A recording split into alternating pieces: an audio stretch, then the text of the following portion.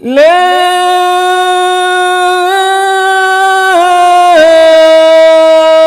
إله إلا الله.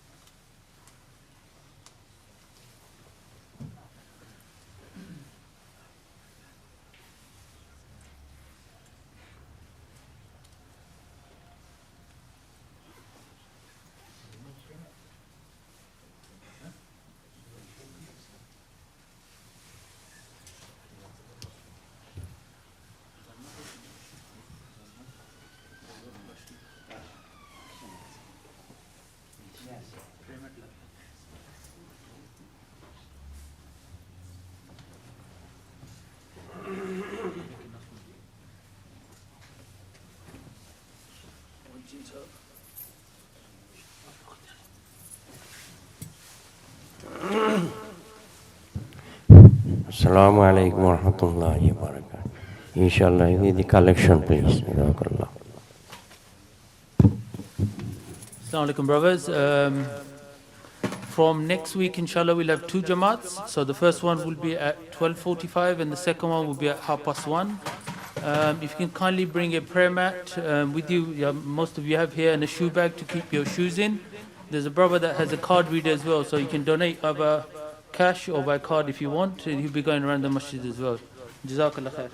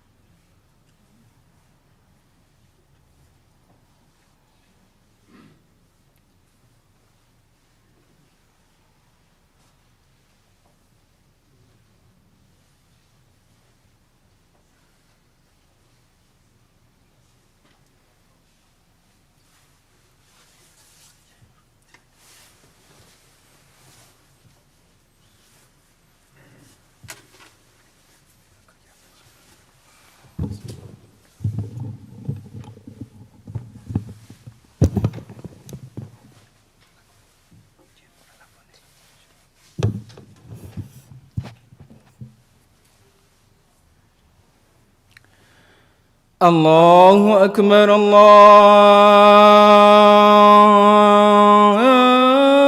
أكبر الله أكبر الله أكبر أشهد أن لا إله إلا الله أشهد أن لا إله إلا الله أشهد أن محمدا رسول الله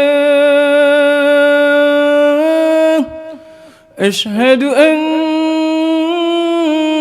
محمدا رسول الله حي على الصلاة حي على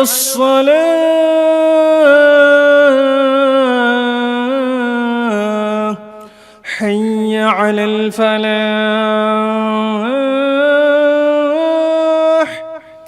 حي على الفلاح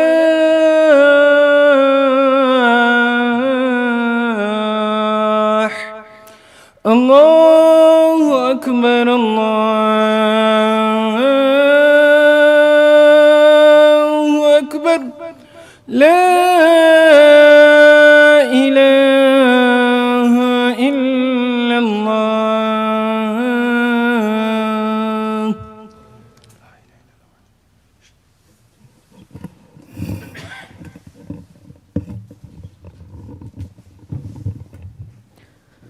بسم الله الرحمن الرحيم إن الحمد لله نحمده ونستعينه ونستغفره ونعوذ بالله من شرور أنفسنا ومن سيئات أعمالنا من يهده الله فلا مضل له ومن يضلله فلا هادي له وأشهد أن لا إله إلا الله وحده لا شريك له وأشهد أن محمدا عبده ورسوله صلى الله عليه وسلم أعوذ بالله من الشيطان الرجيم يا أيها الذين آمنوا اتقوا الله حق تقاته ولا تموتن إلا وأنتم مسلمون يا أيها الناس اتقوا ربكم الذي خلقكم من نفس واحدة وخلق منها زوجها وبث منهما رجالا كثيرا ونساء واتقوا الله الذي تساءلون به والأرحام إن الله كان عليكم رقيبا يا أيها الذين آمنوا اتقوا الله وقولوا قولا سديدا يصلح لكم أعمالكم ويغفر لكم ذنوبكم ومن يطع الله ورسوله فقد فاز فوزا عظيما أما بعد. We are soon approaching the 23rd of March, which signifies the first anniversary of the first national lockdown, a period where thousands of people have died and continued to die throughout this pandemic.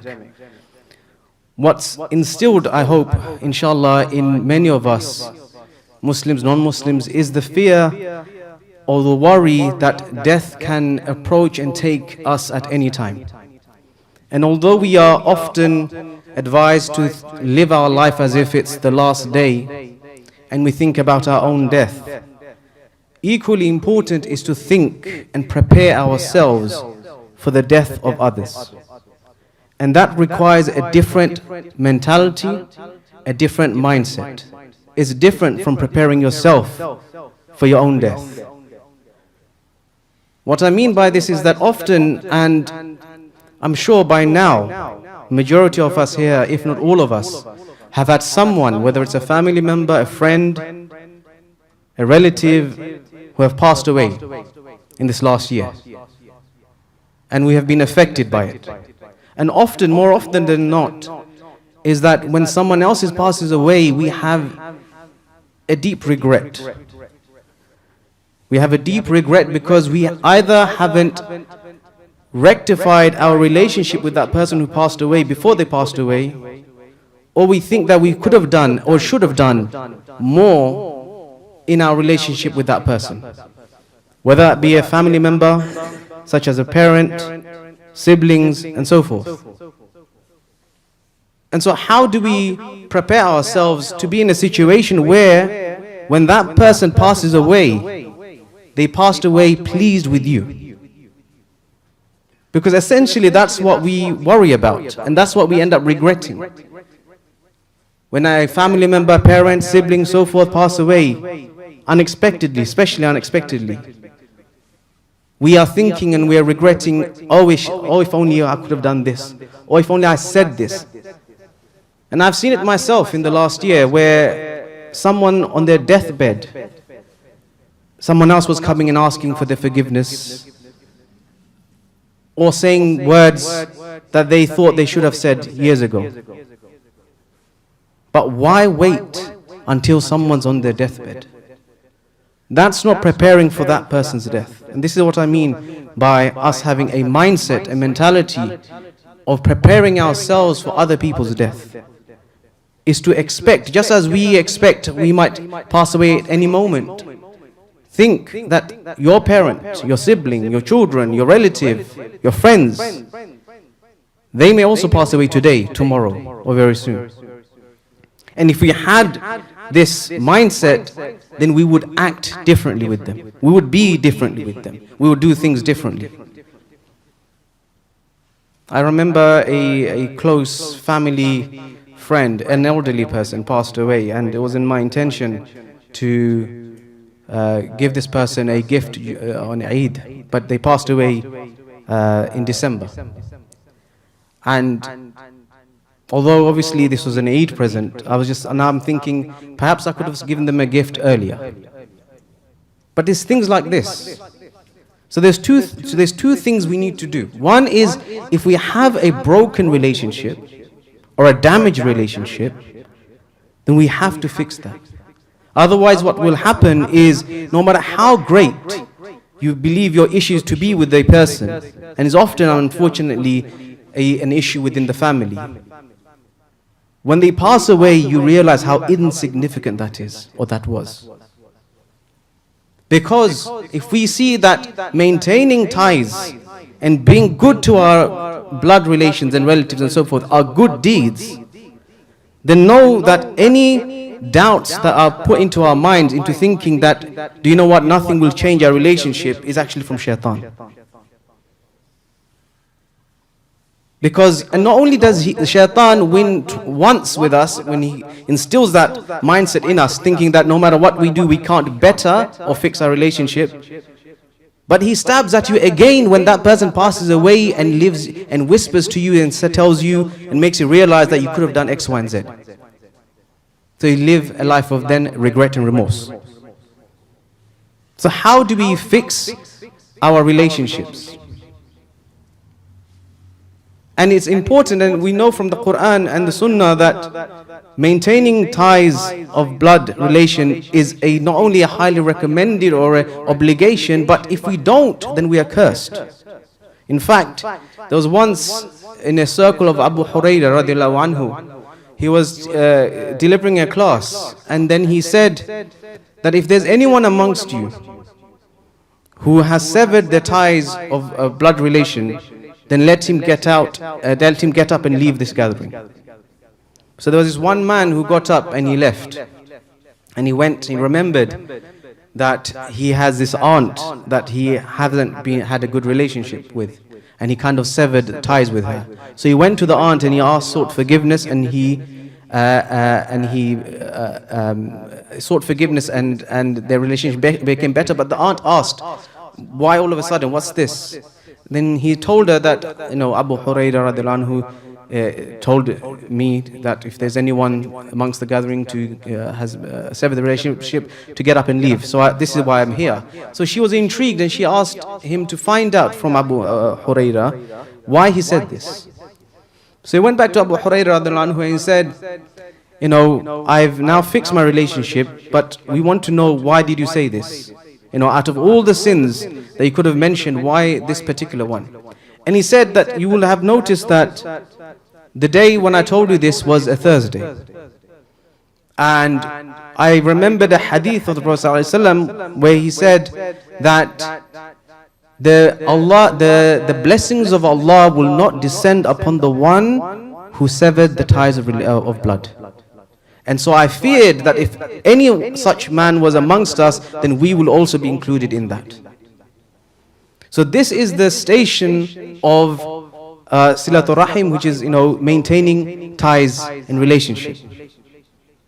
And I know that sometimes it's very difficult. When you have cases of abuse and so forth, it's difficult. But there might be things you can do to better the relationship that exists than what you currently have. At the end of the day, you want to be in a position that if someone passes away, then you have no regret that you did not do as much as you could have done. Because you only have yourself at that point, and you will only have yourself to blame if you realize that you could have done more. And this is in regards to fixing your relationship. Now, if you have a relationship which is still good, think about how you can do better. Never have a mindset where you are thinking about, oh, how do I have to do any more? Rather have a mindset of what can I do more? Because at the end of the day, you will never regret the good that you do towards other people when you pass away or when that person passes away.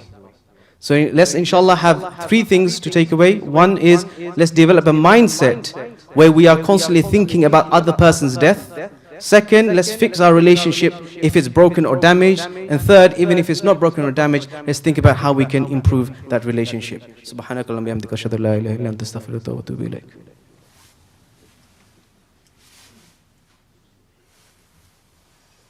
بسم الله الرحمن الرحيم والصلاة والسلام على رسول الكريم والعصر إن الإنسان لفي خسر إلا الذين آمنوا وعملوا الصالحات وتواصوا بالحق وتواصوا بالصبر. Now, just to finally finish the khutbah, if someone has passed away, know that this is not the end of the relationship. In Islam, we know that this is not, when someone passes away, this is not the end of relationship. We know from a hadith where Prophet ﷺ told us that there will be a person, I can't remember if it was the mother or the father, who will be elevated in Jannah, keep being risen up from station to station, and he will ask Allah, Ya Allah, how is this happening? I don't remember doing any good deeds for me to deserve me going up the scale like this. And he will be told that it is because the dua of your son, or in this case a child, dua of the child. So we know that our relationship doesn't end. And in fact, one of the best things that we can do, and we have seen it being done plentifully, alhamdulillah, in this last year, is people donating and giving charity on someone's behalf. Now there is many other things we can do, and there's sometimes scholars differ, but one thing that they generally agree is that we can always give sadaqah in someone's name. And because time is short, I'll wrap it up with something else, is that when someone passes away, one of the ways to honor them is to honor those that they loved. Honor those that they loved or were close to. And this is what we see from the Sunnah as well, when Prophet ﷺ told many times, when after Khadija radiallahu anha passed away, he said, go to such and such person, for that person was a friend of hers. Go to such and such a person, for she loved that person. And we see that he showed respect and kindness to those those his loved ones loved as well. So we respect the deceased by honoring their friends, by honoring their relatives and so forth. So this is something that inshallah we can also do to benefit those who have passed away. And keep in mind that our relationship inshallah hasn't ended, it's a temporary departure, and that let's do as much as we can to benefit that person. Subhanakallahumma bihamdika ashhadu an la ilaha illa anta astaghfiruka wa atubu ilaik wa aqimus salah.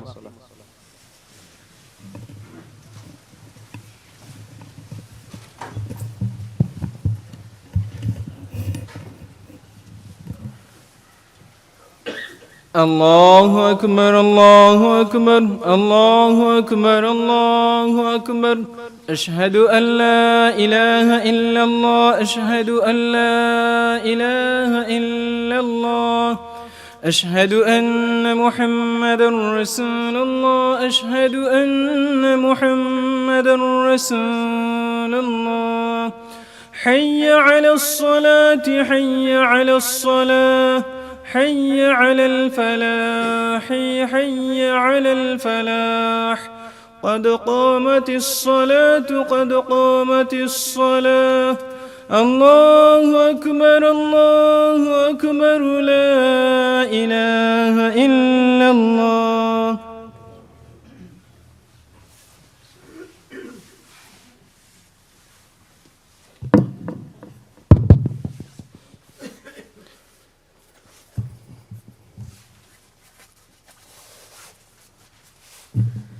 الله أكبر.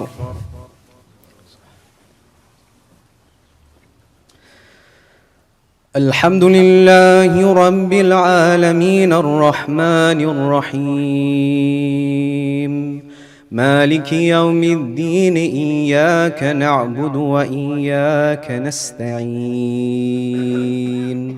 اهدنا الصراط المستقيم صراط الذين أنعمت عليهم غير المغضوب عليهم ولا الضالين.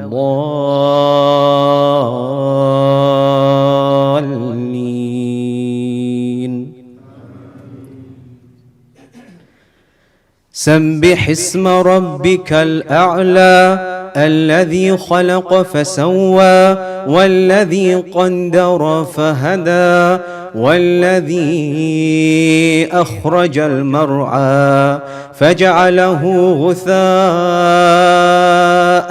أحوى سنقرئك فلا تنسى إلا ما شاء الله إنه يعلم الجهر وما يخفى ونيسرك لليسرى فذكر إن نفعت الذكرى سيذكر من يخشى ويتجنبها الأشقى الذي يصلى النار الكبرى ثم لا يموت فيها ولا يحيا قد أفلح من تزكى وذكر اسم ربه فصلى بل تؤثرون الحياة الدنيا والآخرة خير وأبقى إن هذا لفي الصحف الأولى صحف إبراهيم وموسى. الله أكبر.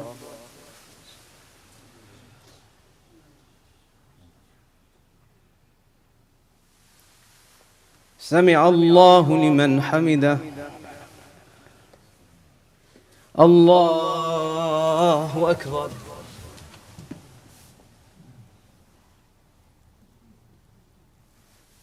الله أكبر. الله أكبر.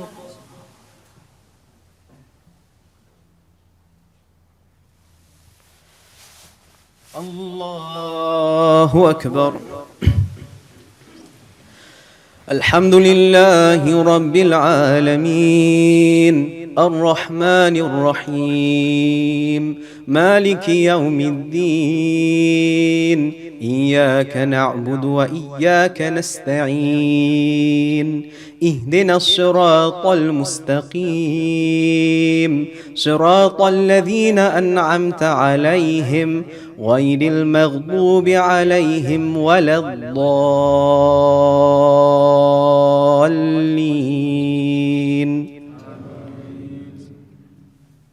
قل هو الله أحد الله الصمد لم يلد ولم يولد ولم يكن له كفوا أحد. الله.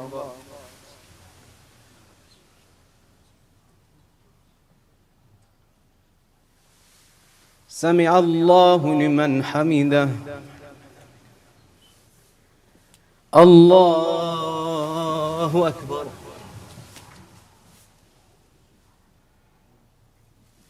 الله أكبر. الله أكبر.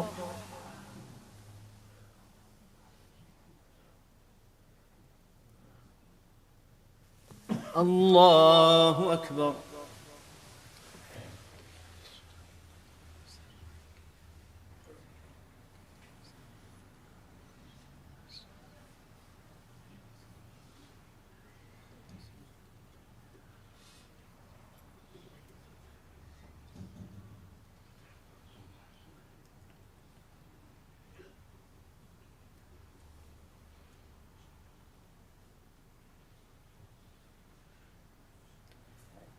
السلام عليكم ورحمة الله. السلام عليكم ورحمة الله.